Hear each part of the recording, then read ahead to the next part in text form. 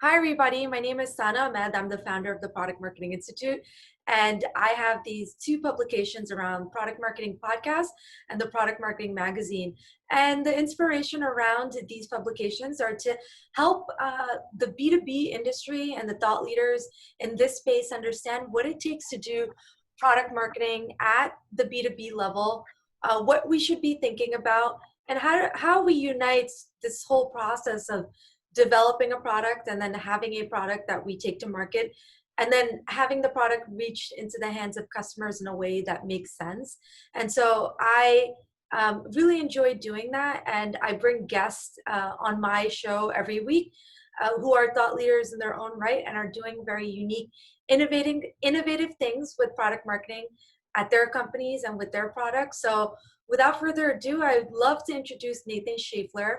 And Nathan, take it away. We'd love to get an introduction on you, what you're doing, what your whole background is, and we'll talk a little bit more about, innovations and how you're driving them. So Hi, welcome. thank you, Sana. Great to be here. Thank you for inviting me. A little bit about myself. I've worked in product marketing, specifically at B2B technology companies. And my background is really in two different industries. One is industrial networking, so helping factories and helping companies equip their manufacturing force with the networking technology to automate their operations and production processes. So that was really B2B hardware. And the second half of my career has really been into B2B software. So I work right now at a company called 3PL Central. What they do is warehouse management systems for warehouses and third-party logistics companies, helping to automate some of their inventory tracking and make their processes more efficient. So very excited to talk today about kind of new product launch processes and cross-functional teams. And specifically in product marketing, where my passion really lies is building those go-to-market processes from scratch. So I'm excited to talk about my experience there, what I've learned, and hopefully some takeaways from your audience to help them grow in that area, specifically new product launch processes. That's amazing. Thank you so much for sharing. I think without waiting anymore, I'd love to jump into that with you because we had a chance to talk a little bit earlier today, and I actually have not had such a conversation with anyone yet, and I'm really tapping into the thought leadership space. So I think what you're doing is unique already, and more people just need to get that inspiration and get your perspective. So can we jump right in? Can you talk a bit more about that, please? Yeah, I'd love to. Thanks for asking. So when I first started out at my company, there really wasn't a process for launching new products. It was kind of a haphazard process with each team using their own product management. Silos. Exactly, silo teams. Yeah, you hit the nail on the head. So, software team would use Agile, program management would use Kanban. And for those of you who know some of these methodologies, they're very different processes. So one of the things that I like to see product marketing as is kind of the bridge between many different departments. So you're the go-to person who, after the product is ready for launch or is in beta or alpha and it's being tested, you can hit the ground running and get all the teams internally trained, get the product ready for market, make sure that your marketing is ready, make sure that sales is aligned on what the goals are. And then with enterprise specifically, some of the unique challenges are you have a longer sales cycle, right? Your sales cycle could be a month more or maybe up to a year. And in addition to that, the people that you're marketing or selling to aren't necessarily the decision maker. Sometimes you're targeting the influencer, or sometimes you're targeting, the main decision maker. So it's important to have in your mind what your buyer personas are, who the decision makers are that you're trying to target, what your objectives are, and then building a go-to market process from there. So at our company, a couple practical tips is depending on the complexity of our go-to market, sometimes we'll have just a feature enhancement that slightly improves the user experience, like a new support experience, for example, or a new module within our platform. Other times, it might be an entirely brand new product that requires a full-blown marketing campaign. So it's important to understand what your goals are, what the product and complexity is that you're launching, and then build a process from there. So you might have a tiered approach. Tier 1 is for major product launches. Tier 2 is more for, simple product enhancements. And especially understand what resources you'd like to invest for each marketing or product push, depending on the complexity. So you can dive a lot there, but I think understanding the complexity, having a tiered approach, and then kind of understanding the resource requirement from your internal team is very important in building that process. That's really powerful. And I love your organized thought process there, because when you're dealing with enterprise, you're usually dealing with volume, right? Volume of customers, and knowing that whatever feature enhancement you're driving, the tiniest things can make such a big impact. So how do you prepare everything from, thinking about how you're going to speak to each of those audience segments, to how that ends up manifesting in all of your messaging and all of your campaigns, if you will. Can Yeah, we dive a little bit deeper into the part where I want to understand your thinking when you're thinking about enterprise? Like, what is the volume you're dealing with audience sure. segments, and how do you make the decision of like which audience segments you go after, if at all, right? If there's like Right. thousands of customers, how are you prioritizing that? Because I think, uh, like, I've been at very big places like PayPal and Facebook too, and Yeah. uh, the thing that a lot of people don't know is that a lot of the times product marketing doesn't have the luxury of having all the data in front of them. Whereas Yes. when Mhm. you're moving super fast in these agile tech environments, which is typically what the setup is, you're just told to take this and run. It's like the analogy I give is like you're the quarterback, you have to catch the football, and it's like go make it, make it to the goalpost. And Right. but it's like, wait a minute, like who exactly is the customer, and what are their needs? And so there's Hmm. such a disconnect, right, between sometimes the data around the customers, like your own onboarding that happens when you get into the role, or lack of onboarding. So how do you come up on top, having to make such those big decisions that are going to drive the rest of your go-to market strategy, right? How do you do it successfully? Yeah, that's a great point. And I love one thing that you said there was really knowing the customer challenges and needs. And I think that should drive a lot of the go-to market processes that we create. Um, Part of it is it's almost a balancing act, right? On one end, you have an organization that has processes and opinions and its own biases in each department. And then on the other end, you have the customer who just wants the product to work and to solve their problem. So have the whole, I guess, driver of helping to create that process should be the customer first and foremost. What are their challenges? What are their needs? Being able to step into their shoes and talk to them on a regular basis and have a pulse on what your market is doing is very important. But what I try to do then from a go-to market perspective is align our internal processes with that flexibility to meet the customer needs. So for example, I was working with one of our product management teams, and one of the things we noticed with a lot of our products is, hey, they always intend to solve a different problem for the customer. So having a strict step-by-step process for every new early access or beta program didn't really make a lot of sense because we couldn't adapt to the customer need, and it really solves a different problem. So really what we did when we came together and created a go-to market for when we do beta testing or when we do alpha testing was we said, let's define a set of criteria so that every time we have a new product, this is what success looks like. We want a customer to do these workflows successfully, to try, our software in these particular ways, and we want to track usage using an analytics program called Pendo. So really, it's about defining what success looks like for your particular product launch, and then creating a plan for, hey, this is our criteria for advancing from beta to general availability, and here's kind of what goals we have with our sales and marketing team. We want to generate this many leads, and then your second part was really about kind of how to determine where to focus to generate that ROI.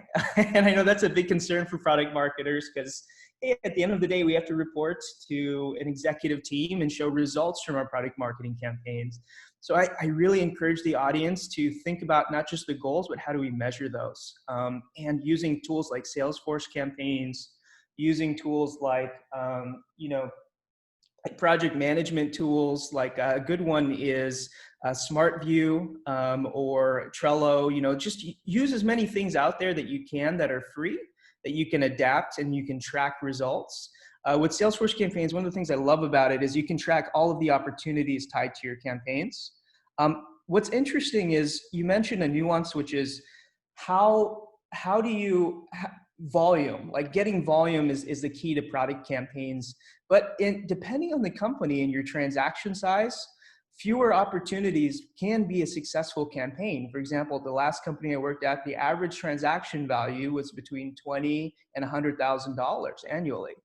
So if I just got 2 or 3 opportunities, the campaign would be considered successful from an ROI standpoint. Whereas at the company I work at now, the transaction value is a little bit lower. So you need more volume for that campaign to be successful. So you kind of have to look at, okay, what would the typical campaign be? And if you don't have that measurement in place, it's kind of up to the product marketing manager to start measuring, the success of their campaigns by tracking opportunities and that sort of thing. I'm just smiling so much because like you're saying all the right things, and the way you're saying it, I can tell that you really put a lot of thought into it, and it's not just something you say is a good thing to do in concept, but someone who's actually put this into practice. And I have a few questions that I want to dissect with you based off of what you said, and I was just taking a few notes on my side. You talk about like mentioned, we have to sit down and think about what does success look like for the customer and what we're trying to accomplish with them. I want to hone in on that word we, because one of the misconceptions of product marketing is that usually people automatically think that product marketing is only on the shoulders of the person that has the title. Yeah. But in actuality, product marketing takes a village of people. The product marketing people who wear the title are the ones who are tasked with bringing it all together and pushing everything forward into the go-to market launch. But you're working with so many people, you're interdependent on so many of them. Can you talk a little bit about who those people are when you're tackling all of these things and trying to figure it out? Because Yeah. that's important for us to be able to understand. This is not an independent exercise. This is really understanding how to collaborate effectively with the Mhm. right key stakeholders. That's a really good question, Sana. Thank you for asking that. So internal teams that I work with, so customer success management. So those are the people that are really focused on the success of the customer, that they're able to use our software and able to be successful with their implementation. A second team that I work with are sales. There are several sales teams, including account executives, sales engineering, who are more subject matter experts and solutions architects, and also sales development reps. So definitely a big role of the product marketing at my company is training the sales organization, making sure they're ready and have the tools and resources to sell the product every time we have a new launch. And then another team that we work with is, we call it our professional services, or basically they help implement new software. And then finally, our product management team, who is really our go-to for product-related enhancements or bug fixes, and also just defining the product roadmap. So there's a lot of different teams, and you hit the nail on the head. It's definitely a village effort. And one of the things that's very important for product marketers who are starting out in their go-to market processes is sitting down with each department head and understanding what are their goals, because each department has their own measurable objectives. And how do they measure success, and what do they hope to get out of a product launch? If you start there, you can build a process that meets the organization's objectives, and also just measures success based on what they're measured on. And I think that's really important. For example, in my go-to market, whenever I do a product campaign, I make sure I'm measuring opportunities and recurring revenue, which is really kind of our metric for our business. Or when I'm talking to our product management team, I'm talking about product usage and adoption, because that's very important to them about the success of their product launch. Or if I'm talking to our professional services team, which really focuses on implementing the customer, I make sure we talk about NPS scores for customers, or how we measure customer satisfaction with our services. So it's important to understand the metrics of each business and to build that into your go-to market.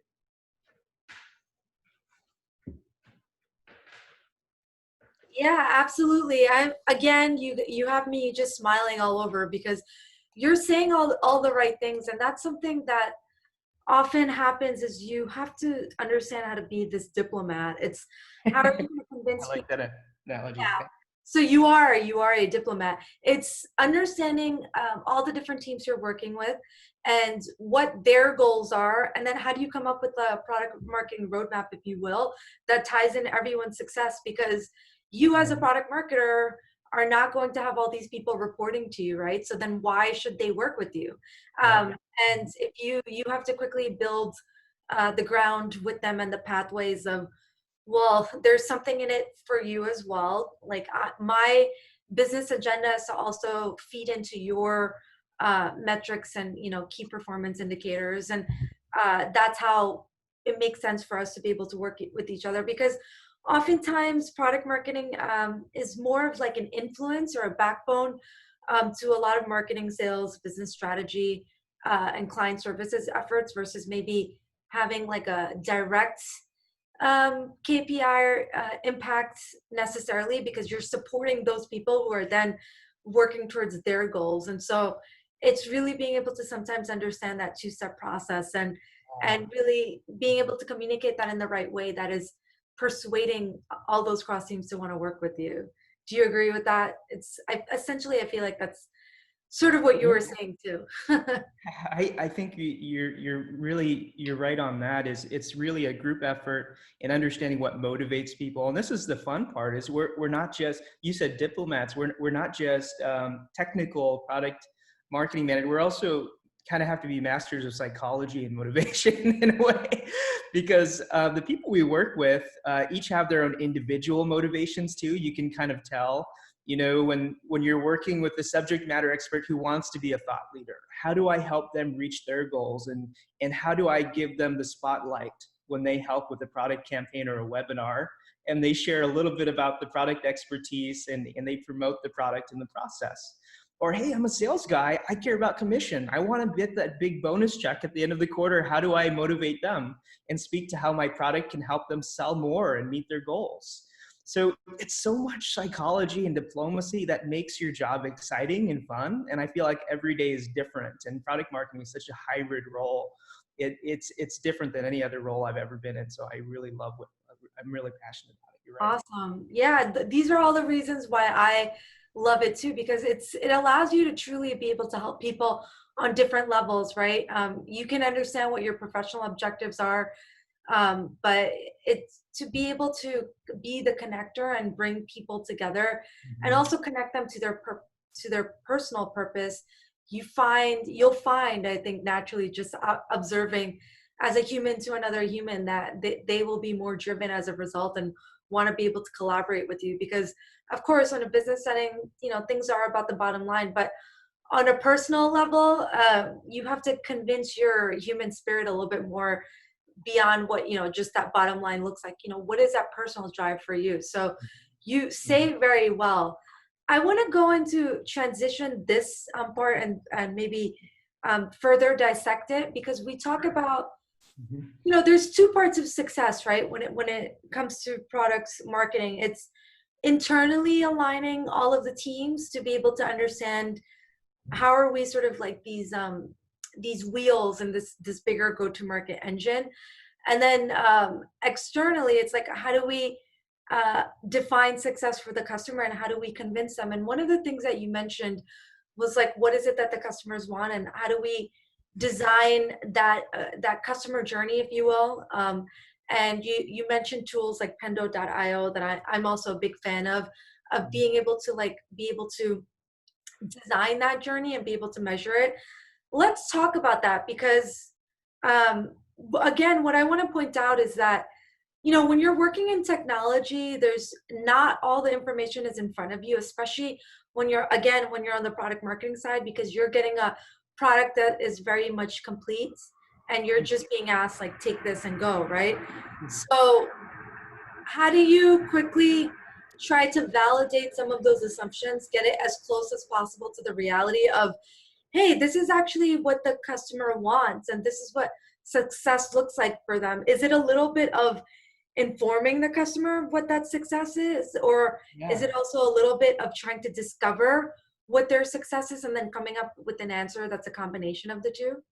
Right, right. I think all product development, and we've been reading this book called Inspire by Marty Hagan, if you had a chance to read it, but it's a pretty cool book about a guy who talks about how product management should really be driven by business outcomes for the customer and not so much as let's build a product and try to make it meet the customer need after in hindsight.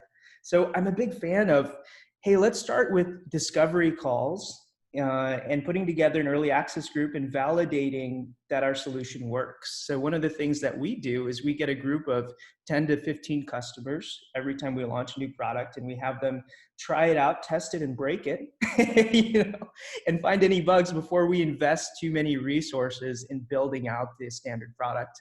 So I think it's very important to do market testing to collect customer feedback in a setting, maybe with a few customers that have in the past asked for that feature and we haven't offered it before, and we have a golden opportunity to see if it meets their expectations. And I think it's very important for the product marketing manager and the product manager to lay aside their pride. I know we take a lot of pride in our products and always think they solve the customer's needs, but sometimes it's important to say, what am I doing? What can I do better for you? And how can I improve your experience? And having that open mind. But I think product testing is very important. And you mentioned another thing about capturing value and being able to track kind of success and what success looks like. I think in enterprise, especially B2B marketing, a lot of our opportunities take time to realize, and the customer journey is almost in a stage, even after they've decided to make a purchase.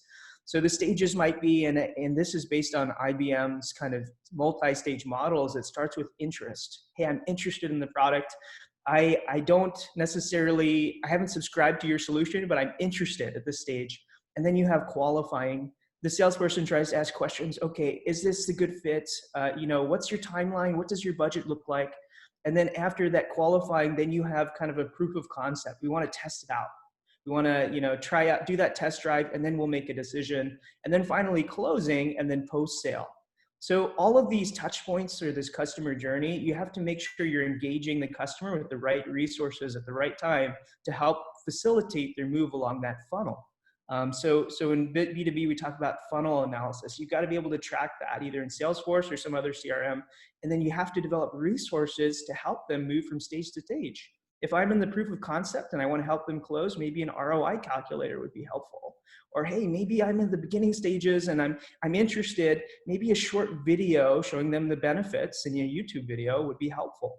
So it's interesting to see and kind of fun. Hey, at each stage, what would help them move along? That's so, and I think everything you're saying hits the nail on the head. These are all things that I agree with, and things that I've also tried to do on my side, on the product marketing side. I want to dissect that a little bit more because you said invaluable things there. And, throughout this whole funnel, there's a lot of different things that need to take place, right? To continuously drive value to the customers. And again, it's this whole like product marketing party, if you will, because you're having all these different people coming in to be able to help you. So when you're in proof of concept, which is like that early discovery phase, uh, from my experience, a lot of that dialogue ends up being like, who are my key stakeholders that I need to have to make that happen? It's Right. usually product management, product marketing. I may have one person that's like in sales or client services because they are with the customer very often. And so Yeah. they give invaluable feedback. And from there, it's like, okay, we're moving on. Okay, we built something for you. Like, what do you think about that? And then going on to, um, okay, we're interested, we want to demo this out. And then the whole demoing process is also very different too, right? Like that Mhm. demo process is going to have very specific people as well. It might be a solutions engineer. Usually if we're talking about B2B enterprise, they need to sort of be informed. The product marketer is sort of like this cheerleader in my opinion. And I'd love to take your opinion on that too, which is like, behind the scenes cheering everything on and making sure that that the customer has what they need, and that in the background, like, we're coordinating all the people that need to be there to make that happen. And Yeah, for that enterprise software engineer to come in to be able to do the demo too, they need to be informed by product marketing to a degree as well, right? Like, hey, we just did this, here's the value proposition, and here's what it looks like in the product, and like this is an angle that you can take when you're speaking to the customer, because this is the profile that we have on them. I love that. That's so true. Is for the benefit to really that product marketer of being involved in that sales process is we get good reference and case stories and customer testimonials. We can take that to the product team and say, hey, this product is working. And then also to future customers, hey, look at this customer. He had your challenges and we overcame them in this particular way. And here are the benefits and ROI that they realized.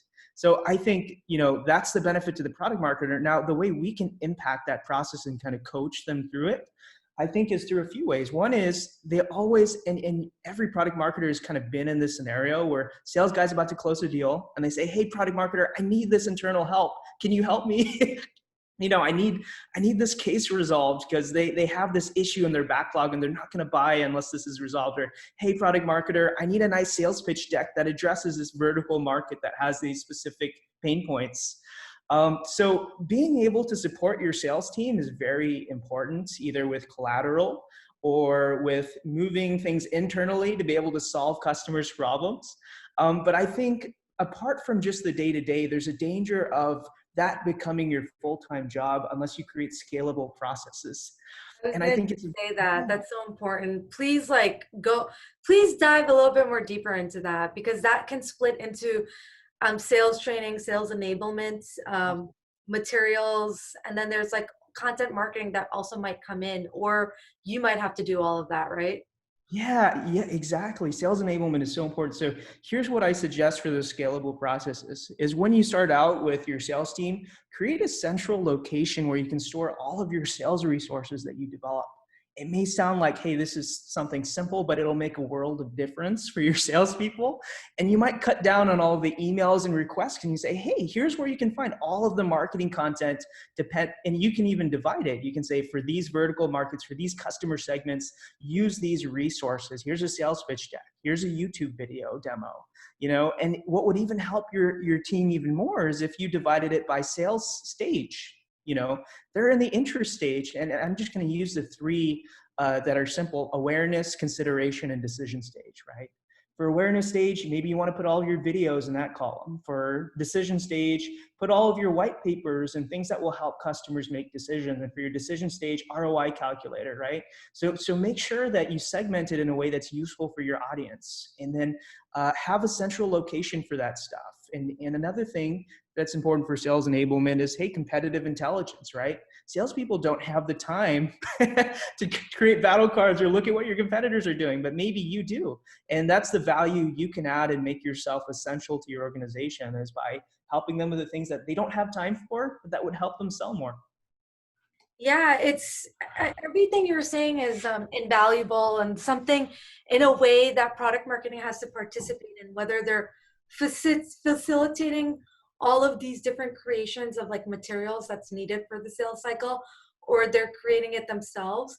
And I think, one thing I want to dig deeper with you on is like, how do you even time manage that, right? Like I've been in situations where in most instances I've been the only product marketer that has come in, and I've had to build everything from the ground up and go from there. And it's like, Wow. you're only one person. Yeah. And even in enterprise situations as well, because I started out product marketing at Sprinkler. I was literally the only product marketer, and I had asked for the role because I remember having a conversation with the CEO and the COO about it, and just like being able to go from there. So how do you end up creating your own product marketing roadmap, if you will, of these are all the things I need to do, and this is what I need to prioritize on, and how I'm going to execute on it? And maybe you could also talk a little bit about your team setup as well. Like, are you the only product marketer? Do you have cross teams like content marketing, other product marketers that are focused on their own like disciplines? And then, how Yeah. do you make the decision to be able to make the choices that you do to support what it is you support for your go-to market strategies? Yeah, good question. So I can relate, Sana. I'm the only product marketer, so I can step in your shoes and Kudos. feel what you're going through.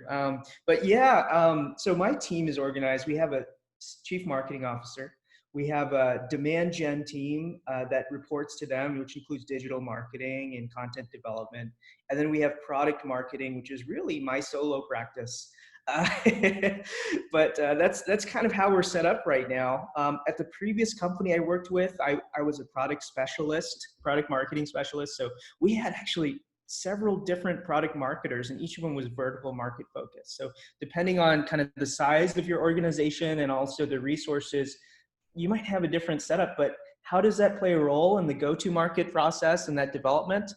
I think I almost think that when you talk to each department, they have their own hat on and their own lens and perspective. For marketing, it's, hey, lead generation. How do we get thought leadership, out there and become an industry leader and a brand leader in our space? So the way that a product marketing manager can impact that, and as it pertains to kind of your go-to-market process, is whenever you have a new product campaign, communicate the roadmap with them far in advance and just suggest, hey, we have this new campaign coming up. Let's test some messaging. Let's do some A/B tests around how we're going to message this new product launch and how it benefits the customer. So I almost see the product marketing manager as the owner of the marketing message and making sure it resonates with the customer. And it's hard to explain to those who haven't experienced it before, but if you've been in the room with a customer and you just try using these specific words in your dialogue or in your sales pitch, or when you describe their challenges this way, you see like a light bulb go on and you see the customer's eye light up and you're like, yes, I face that challenge. And you almost want to start there, start with the challenges, make sure it resonates, and then move to your solution as, hey, this is a tool to help you get the outcome that you want and to address that. And one of the things that I realize is in marketing, a lot of times there's a tendency to talk about product from a high level without really addressing the underlying cause or the why I need this product in the first place. So that's your value to the product team. And that's kind of how I'm set up internally. That's just amazing that you're able to see all this like early on from your product marketing career and really be able to expand on it. I think you're hitting all the nails on the head in creating like your product marketing engine for your company. I every guest that I interview, I'm just like, there's such a stroke of brilliance in each of you, including you, Nathan, that I'm just like, I wish I could go back in time and be able to work with you. That would have been so much fun to be able to collaborate with you Yeah. and be on the same wavelength. So I really commend you for all that you're doing and for you to be able to see it so early on from your career, and it's only going to just help you drive success for everything that you're doing going forward. And I think one key thing you mentioned is like being in a room with a customer, and it's, as you were speaking, it's sort of just I kind of had like a little movie film in my head, if you will, that was playing, and I'm like, wow, like my very early product marketing experiences, like I was begging to figure out how to understand the customer more. Who is the customer? I want to meet them. I want to be able to talk to them. I want more data on them. And one of the best ways to do that is to be able to just sit down with them in the same room, or in this case with the something like the world pandemic, at least remotely, right? Like over video conferencing, and really just be able to get to know them. Because how can you successfully product market to specific customers if you do not know who they are, if you don't know, if you never had a conversation with them? It's almost like like trying to be friends with someone that you've never No. met or spoken to. It's like it could be sort of like product marketing doesn't work with that celebrity sort of like I don't want to say complex, but like that sort of celebrity construct where it's like, I'm a big tennis fan, I love Roger Federer, like it's, I can admire him day in and day out, but if I were a marketer for someone like him, it's so different than to just be a fan, of his products, of him. And it's another thing to be able to actually sit down with someone like him to be like, okay, you're the customer and this is what I'm marketing for you, two separate dynamics, right? Like I had to figure out how to make a connection with him first before I can actually further be able to talk to him. So it's like your own sort of customer journey to the customer, if that makes sense, right? Your own discovery call to the customer, because that's like the prequel to everything else that happens. And unfortunately, what I continuously see in like these agile tech environments is because everyone's moving so fast, we end up forcefully having to skip that research and development process. We do not get the opportunity to speak to the customer, Mhm. and that does not make for good product marketing. And you can only go so far.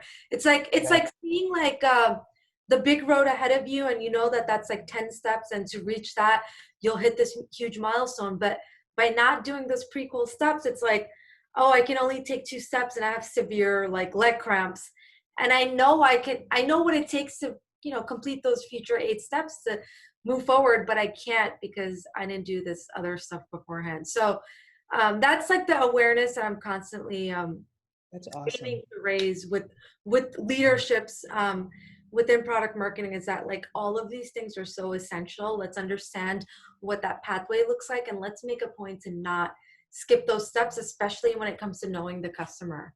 Yeah, that's a super valuable insight. That's probably the most important thing as you're doing all this is the why. Why are we doing this? You know, we want to help the customer and we have to understand them to be able to do that. That's so true.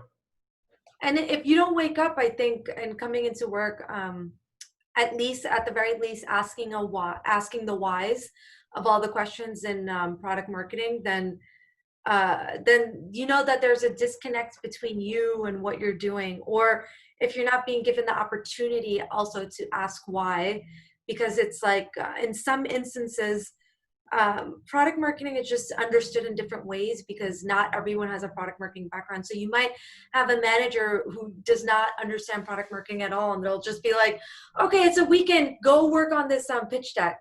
And you, in that case, it's like you want to ask the why, but you're not being given the opportunity to ask, right? Like, who is the customer? What is all of this? Like, I need time to be able to absorb all of these things.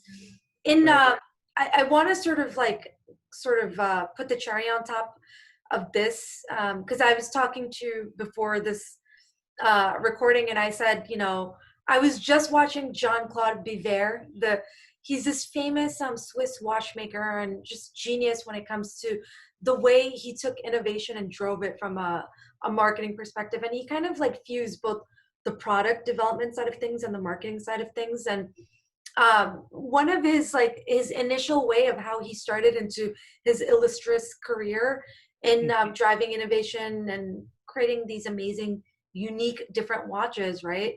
Right. Unique is the key word, because that's what product marketing is about. What is our unique differentiator? And what his first manager told him to do was to take a year just to spend time with the watchmakers, understand what it is they do, understand why they do it, try to get to build a relationship with them, and ask all these questions. And Cool. yeah, to drive that innovation, right? Because as product marketers, we are innovators. Our job is to come up with the messages that move and inspire people to use the products, to buy the products.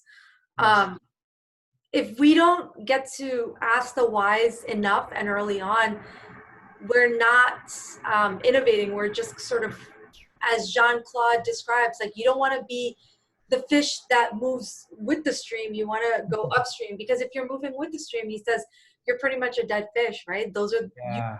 not differentiate yourself, you'll pretty much be just, you'll be dead. So it's like differentiate or die. And in the case, it's like against the stream, or a stream, or with it. And so And that's that's true. And along with that point of going upstream is a lot of times customers don't know the best way to solve their problem. And with technology companies, there's a way to use our software or hardware in a way that is good, is best practices, and there's a way that will kind of mess up the customer experience. So a lot of times, and this is what I see senior sales reps doing, is they guide the customer. They act like a consultant. I'm here to solve your problem. And then they guide them to water. This is the best solution for your particular application, and here's why. And there's this great book called The Challenger Sale, and it's endorsed by Neil Rackham, who wrote Spin Selling. And it's a really, really good book based on research about who the most successful, the top 10% of sales reps are, and what their styles are and specific behaviors. And one of their behaviors is they challenge customers. They don't, there are certain people that go to customers and are like, okay, I agree with you. You want this, here's the product. It's kind of a transactional selling. As product marketers, we have to foster relationship building and long-term partnerships. And I'm here to solve your problems, not just now, but for the long haul. So when you meet with the customer, one of the things I like to do is there's two different almost lines of questioning. One is, what are your pain points? Trying to identify and uncover what the challenges are, and to spend time with them, like you said, during those discovery calls or those on-site visits or those trade shows where you interview customers as they pass by your booth. But the second part of it is, hey, I've heard that certain customers experience these challenges. Do you experience this too? And if you see a pattern, and that's really important, that all customers share that common challenge, or 80% of them do, then you're on to something.